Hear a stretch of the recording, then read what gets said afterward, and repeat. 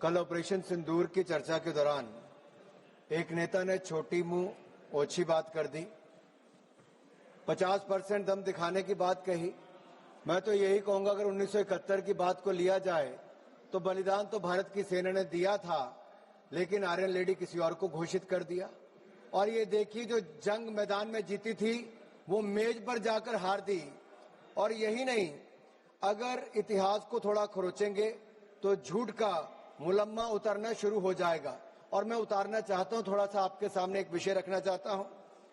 उस समय की प्रधानमंत्री श्रीमती इंदिरा गांधी जी ने आज के हमारा जो एक महान स्वाभिमानी देश भारत की प्रधानमंत्री के रूप में उन्होंने अमेरिकी राष्ट्रपति निक्सन को जो चिट्ठी लिखी, वो एक ऐसा लगता है कि उनके सामने एक याचक गिड़गिड़ा रहा था।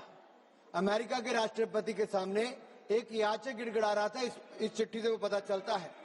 वो देश तय कर ले कि उस समय की सरकार आयरन थी कि आयरनी थी, आयरन थी कि इलास्टिक था, ये आप तय कर लें। और मैं उसका कुछ पढ़ के बताना चाहता हूं। 3 दिसंबर 1971 में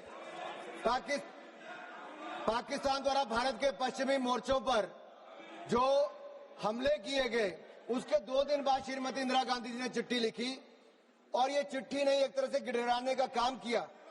आप देखिए, वो लिखती हैं, राष्ट्रपति निक्सन को लिखे पत्र में इंदिरा गांधी ने कहा, सरकार और भारत की जनता आपसे आग्रह करती है कि आप पाकिस्तान को उस अनियंत्रित आक्रामकता और सैन्य दुस्साहस की नीति से बाज आने के लिए राजी करें जिस पर वह दुर्भाग्य से चल पड़ा है।